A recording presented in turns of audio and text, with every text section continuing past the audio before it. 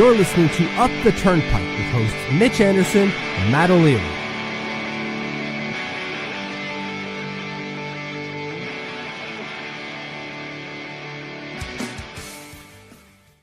Hello and welcome to a special live stream edition of Up the Turnpike. Matt O'Leary alongside Mitch Anderson. Mitch, Islanders have a new general manager, it seems. Ah, ça va bien, tabarnak. Ah, ça va bien. Oh, sorry. I'm just getting used to all the French Canadian I'm going to have to speak with Patrick Roy, assuming, and now Mathieu Darche. So I'm just learn to speak French Canadian, people.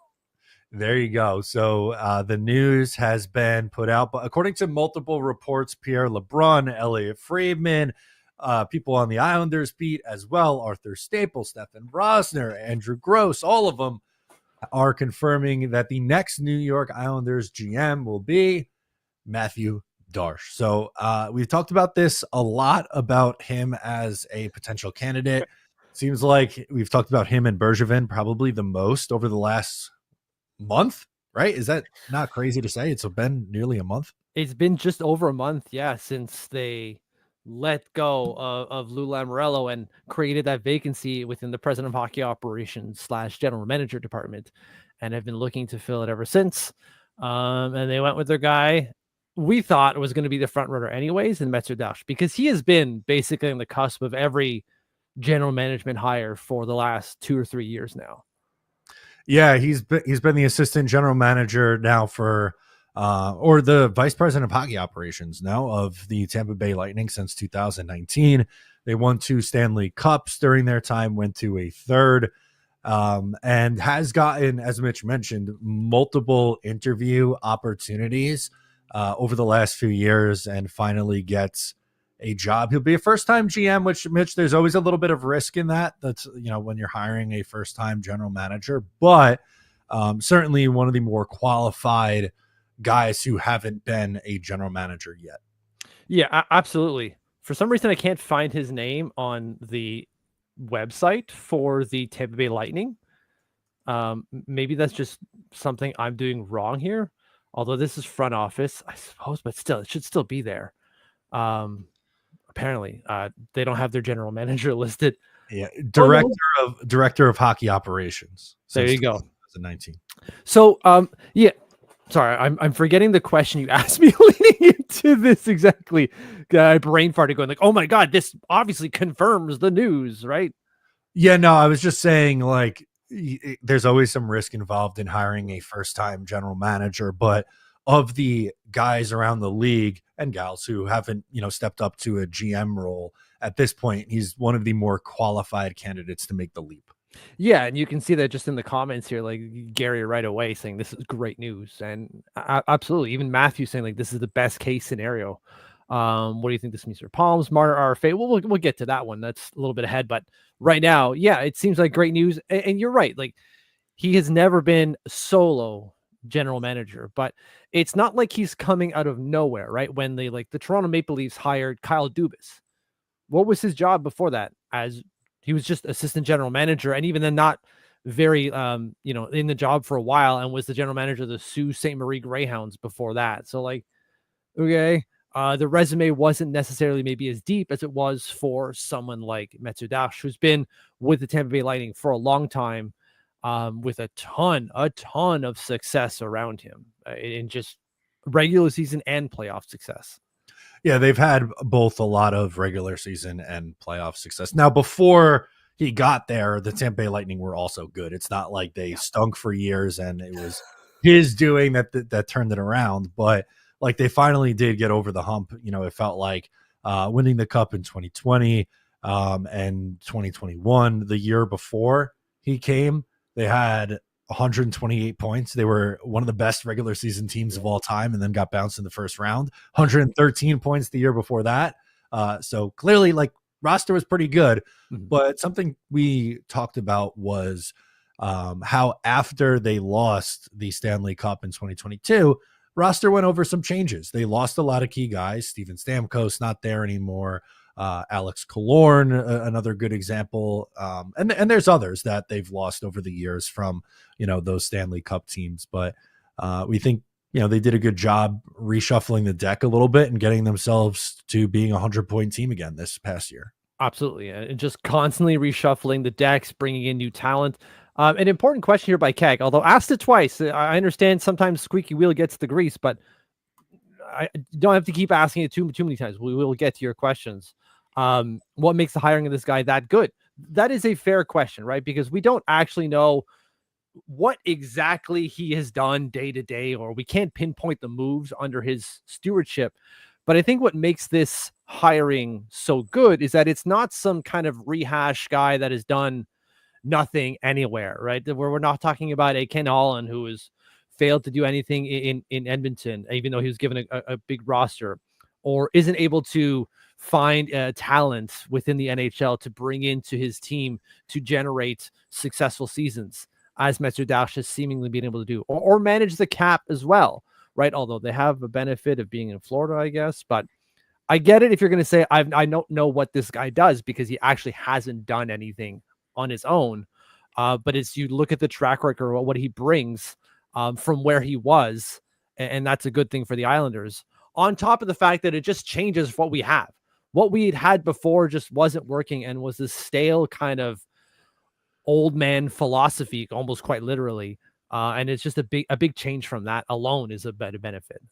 Yeah. So usually what I feel like happens a lot when in all of sports, right? When you change a coach or a general manager, you're kind of going a completely different direction than the guy you previously just had in it. Mitch, I thought, laid it out beautifully, talking about Lou comes in, very old school mindset, which is fine. They had success early on, and then we just know that it got stale and it wasn't working and they needed to make a change.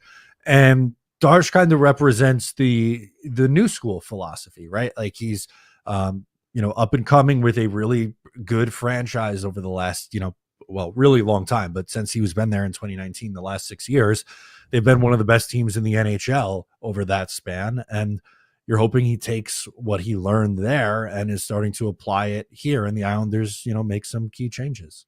Right. Like we were talking, at least on the podcast yesterday, and we've seen it on comments before. We saw it even in my video on our page, on our YouTube page, about Brendan Shanahan being like, why would you want this guy? He hasn't done anything for 11 years in Toronto, which is fair pushback. Absolutely fair.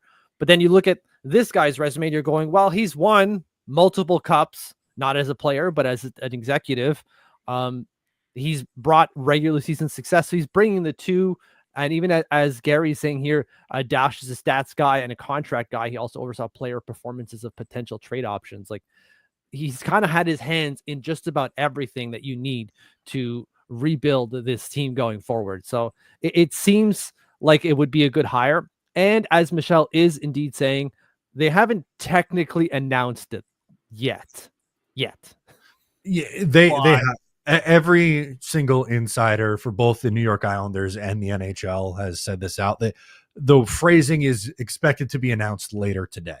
So at some point, how about that, Mitch? A pre-Memorial Day Friday news drop for the New York Islanders. That would never happen under Lou Lamoriello. It would be 5 o'clock Memorial Day announcement coming through, maybe even 6, probably 6 o'clock. That's when the announcement would come through that they made a hire for a GM. No, you know what? I think that makes a lot of sense. Trying to not bury it, but do it on the beginning of Memorial Day weekend. That sounds very Lou Lamoriello like. If we would get this just a couple hours later, be like, this comes out at 4 o'clock on Friday afternoon. That seems to hit with how many times I got stuck trying to leave the office and couldn't during the Lou era.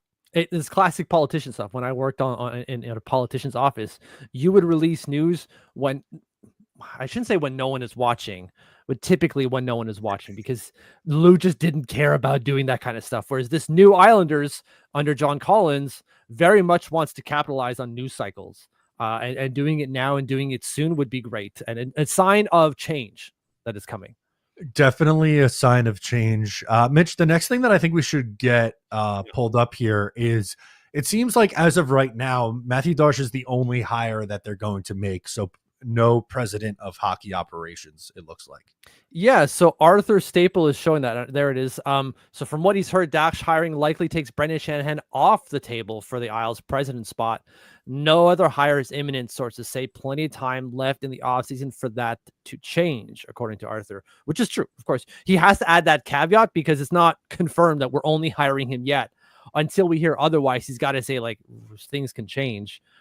Because the Islanders had been operating under a president of hockey operations / general manager thing, or position as of Lou Lamoriello.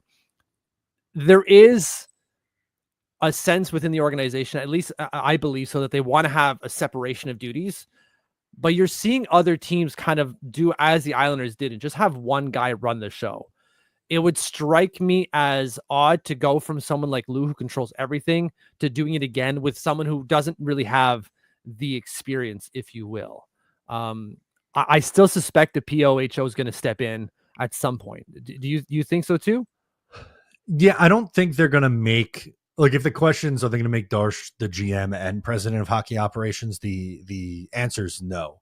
I would say I don't believe that to be the case. Now, are they going to hire a president of hockey operations immediately? It seems like, based on the wording, that's not going to be the case, but I wouldn't be surprised if at some point they maybe look to add one. Yeah. As I say that, and as I think about it, like, why would you hire a GM and not a POHO first? Like, let the president of hockey operations hire the general manager.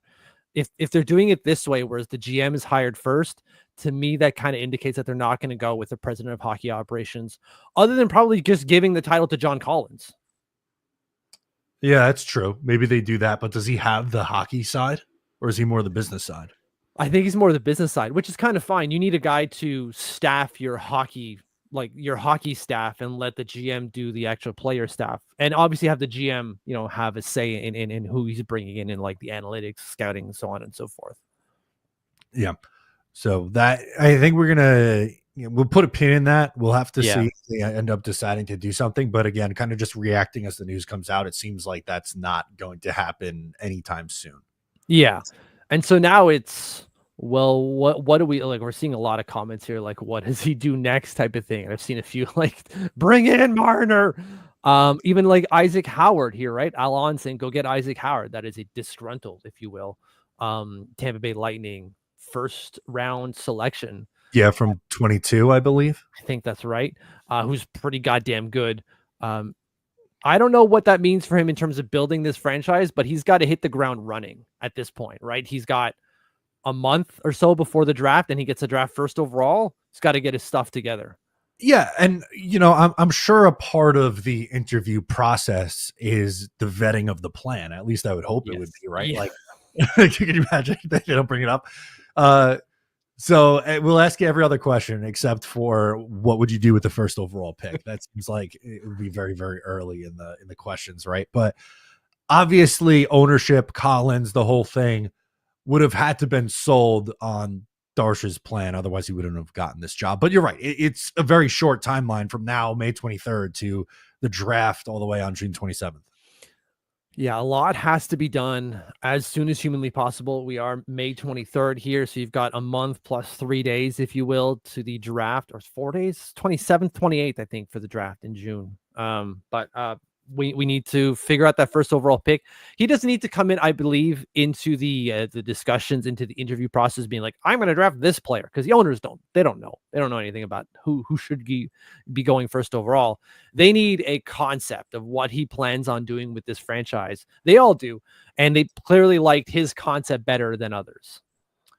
Yeah, and for the last little bit, it was the back and forth between Bergevin or Darche, and they end up landing on Mathieu Darche. And I would have been okay with Marc Bergevin, I think, but I personally feel like there's more concern just because he did the job once already, and sure, there were little bits of success, but there were also some real head scratchers where Darche having the unknown almost makes it more appealing. Yeah, because you don't have the obvious warts there, right? Like, there are going to be some. There are obviously some pitfalls in his GMing, if you will, future GMing. They're all going to have it. It's can we minimize those, or can he minimize those and maximize his strengths? And can he make it work for us? I'm looking for a commitment to youth, a commitment to attacking hockey, and a commitment to developing players. I'm really, really interested to see what he does with Bridgeport. What the hell he's going to do there, because that has to change as quick as humanly possible. Yeah, it does have to change quickly. They need a plan for the draft. Free agency is right after that too. What are they going to do with their own guys, right? Like, you have some important RFA decisions with Simon Holmstrom and Siplikov and Romanov and Dobson. It's all going to come very quickly. Yeah, and then we're still getting questions here from like Nick and even Smarten Up about like Shanny's coming up next, right? Do you think that they hire Shanahan? As Arthur Staples said, I don't know, man. It doesn't seem like that might be the case, or that will be the case. Could change, obviously, but it doesn't seem like that's the case. From what we saw with tweets previous to this, it was that the Islanders were maybe even leaning towards Brendan Shanahan as the number one candidate. And I guess he didn't want, or they didn't like what he wanted to do, or vice versa. And so they pivoted to their next best guy, which is, I think, that our number one in everyone's hearts was Mathieu Darche. Yeah, he was my number one guy at that point, once it was announced who the finalists were going to be. So I'm good with it. Yeah. And then, yeah, like Jacob, do you think they keep Roy? I don't know, man. I would like that. I think that there's a good coach in Roy if you give him the players that he needs to execute. But I can also hear the case of like Roy has not done that well. And the one player he wanted was Anthony Duclair, and that didn't go so well. He even threw him all under the bus himself. Yeah, he did. I think, just guessing, I think Patrick Roy is going to stay. I think so too. And even then, like Anthony Duclair was the one player he wanted. It was a player he liked to have, but I'm sure it wasn't like his list number one was Anthony Duclair. And then Lou was like, cool, done. I'm sure he had like 6 or 7 names ahead of that, right? I would hope so, because that was the big ticket free agent edition last offseason. And we both kind of were like, all right, see the vision, good value, but what else? And then nothing else happened. You're right. We're Kylo Ren on the at going more, and they said nay. Nah, we're all set. Yeah. Exciting stuff that we now it seems that we have a general manager again, like Michelle pointed out. They being the Islanders officially sent any sort of press release saying they hired him, but it does seem that hiring is going to be made official within hours. At some point today, I would fully expect to see that tweet. Islanders news, Mathieu Darche named as next GM. Ownership, Scott Malkin and John Ledecky say, quote, "We're excited what Mathieu Darche can bring to this organization. Put a bow on it. Enjoy your Memorial Day weekend." Exactly. And like, thank you, Lou, right? This clearly puts the end, although who knows, maybe like special advisor to the GM, Lou Lamoriello, shows up at some point. Well, supposedly, wasn't it ownership advisor to the owners that listed as, because he would have wasn't the report that he would have no say over roster control? That's correct. Thank God. But I just can't see him agreeing to that. That doesn't seem like a Lou thing. But who knows? Who knows? Maybe Lou's just done. Yeah. I do, Matthew. I pronounce it at. Done. At. It's an AT walker. It's the big, like, 4-legged walker from Star Wars. Oh, I call it an at. Anyways, the Star Wars references are going to go over my head. Fair enough. Anyways, anything else you want to get to on this here? No, I'm excited. It seems like the chat is as well, as they should be. I'm sure when they do an official announcement and opening press conference, we'll have more reactions to that. But I think we just kind of wanted to come on quick, give our initial thoughts, and I'm excited, Mitch, honestly. Yeah, I'm also excited. Like, left lock, probably the best pick out of the bunch. A lot of happy campers here in Islanders land. So guys, before you head out of here, please make sure to like the stream. Really helps us a lot. If you're not subscribed, make sure to subscribe to the channel. If you're watching after the fact, comment in your thoughts. We appreciate you. I'm Matt O'Leary. He is Mitch Anderson, and we will catch you next time.